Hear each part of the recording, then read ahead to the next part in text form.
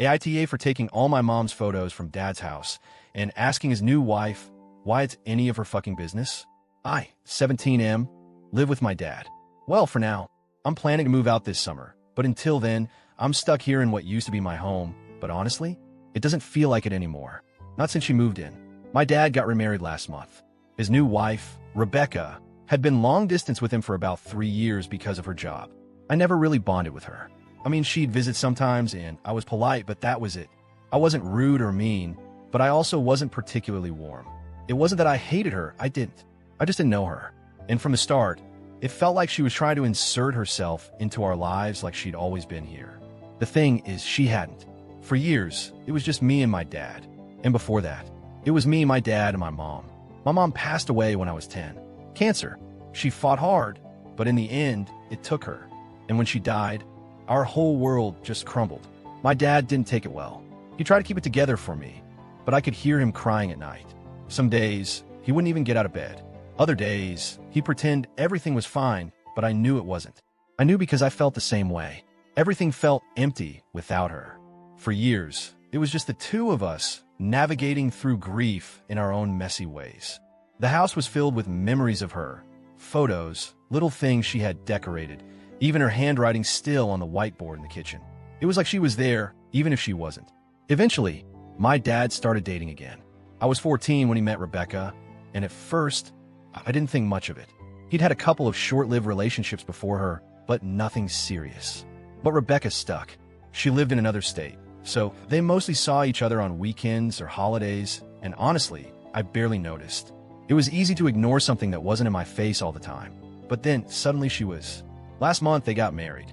It was a small ceremony, mostly family and close friends. I was there, of course. I even gave a speech, short, polite, but distant. I didn't call her mom. I didn't talk about how happy I was that my dad had found love again. Because, honestly, I wasn't. Not because I didn't want him to be happy, but because I didn't know what she wanted. She didn't love me. She barely knew me. She loved him. And now, she was moving in. I told myself it wouldn't be a big deal. I'd just keep my head down, do my own thing, and get out when I could. But I underestimated how much she wanted to change things. A week after she moved in, I came home from school, and the house felt different. It took me a minute to realize what had changed. And then it hit me. All the photos of my mom were gone. The ones in the hallway, gone. The ones in the living room, gone. The framed picture of her and my dad on their wedding day that used to sit on his nightstand, gone. I felt like I'd been punched in the gut.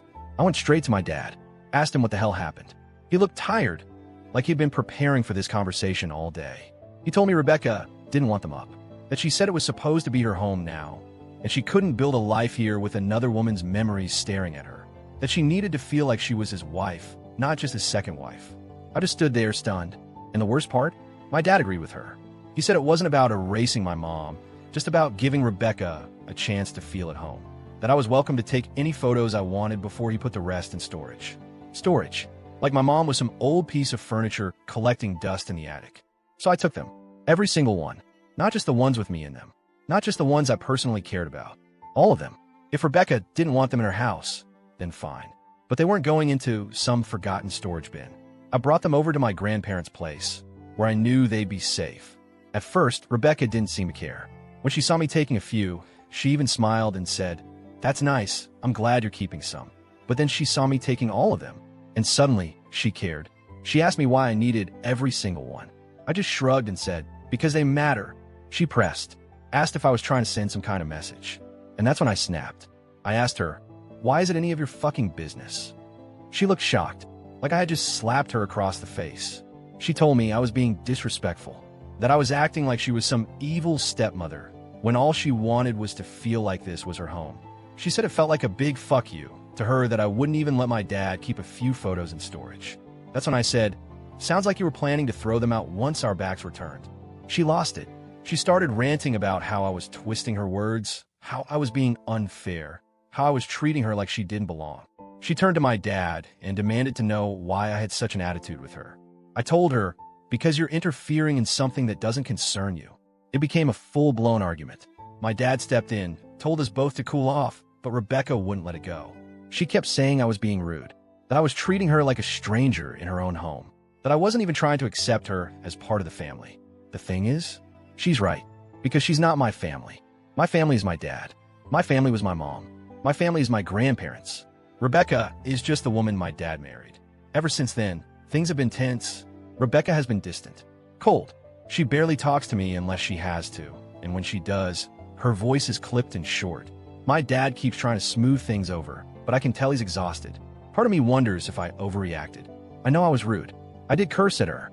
I did refuse to even try to compromise. But at the same time, why does she care so much? Why does it matter to her that I took the photos? Why does any of this matter to her? I don't regret taking them, but I don't know if I should have handled it differently. So, AITA,